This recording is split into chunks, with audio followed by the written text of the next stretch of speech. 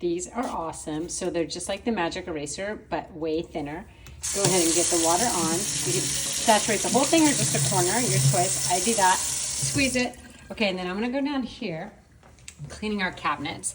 And I noticed this really old caked on spill. Tried to get it off with just a paper towel and cleaning solution. Didn't work, but with this, comes right off. And then anything that's like really harder, just kind of scrub at it for a little bit and it will also come right off, and it doesn't strip the paint right there. So these are great.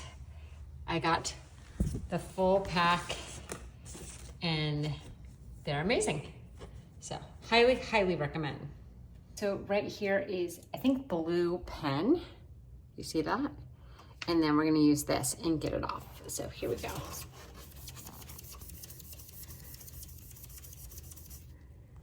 Worked perfectly. So thankful I got these, and I know you're gonna love them too.